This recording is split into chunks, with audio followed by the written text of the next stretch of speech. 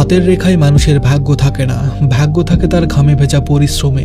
Lottery কেটে বড়লোক হওয়ার স্বপ্ন বাদ দিন, মনে রাখবেন বসে থাকলে শুধু মরিচা পড়ে আর দৌড়ালে ইতিহাস তৈরি হয়। আমরা অনেকেই সকালে ঘুম থেকে উঠে নিজের হাতের তালু দেখি আর ভাবি আমার ভাগ্যে কি আছে। জ্যোতিষীর কাছে হাত বাড়িয়ে জিজ্ঞেস করি আমি কবে সফল হব, কিন্তু একটা সহজ সত্য ভুলে যাই, যাদের হাত নেই তাদেরও কিন্তু ভাগ্য আছে। ভাগ্য হাতের রেখায় থাকে না, ভাগ্য থাকে মানুষের কর্মে। আপনি যদি সারাদিন শুয়ে শুয়ে লটারি কাটার স্বপ্ন দেখেন তবে আপনার কপালে দুঃখ ছাড়া আর কিছুই জুটবে না, কিন্তু আপনি যদি রোদে পুড়ে বৃষ্টিতে ভিজে কাজ করেন তবে আল্লাহ আপনার ভাগ্য বদলে দিবেন। মনে রাখবেন হীরা খনিতে থাকে, কিন্তু তাকে উজ্জ্বল করতে হলে ঘষে মেজে পরিশ্রম করতে হয়। পড়ে থাকা লোহাই যেমন জং বা মরিচা ধরে যায়, অলস মানুষের মেধার ভাগ্যেও তেমন জং ধরে যায়। কিন্তু যে ঘোড়া দৌড়ায় তার পায়ে ধুলা লাগে ঠিকই, কিন্তু সে রেস জিতে।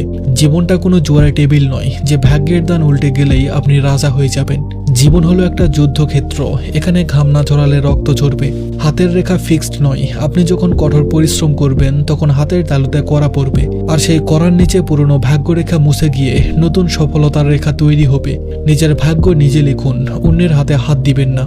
লটারিতে পাওয়া টাকা 2 দিনে শেষ হয়ে যায়, কারণ ওটা আপনার উপার্জন করা নয়। কিন্তু পরিশ্রমের টাকা সহজে ফুরায় না, কারণ তার সাথে আপনার অভিজ্ঞতা আর মায়া মিশে থাকে।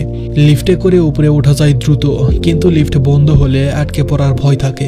সিঁড়ি দিয়ে উঠলে হয়তো দেরি হয়, কিন্তু পড়ে যাওয়ার ভয় থাকে না। আপনি যত বেশি কাজ করবেন আপনার দক্ষতা তত ধারালো হবে, আর যত বেশি আয়েশ করবেন ততই আপনি অকেজো হয়ে পড়বেন। ইতিহাস তাদেরই মনে রাখে যারা বিশ্রাম নেয়নি, যারা শেষ নিঃশ্বাস পর্যন্ত দৌড়েছে। তাই হাতের দিকে তাকানো বন্ধ করুন এবং হাতুড়ি বা কলমটা শক্ত করে ধরুন।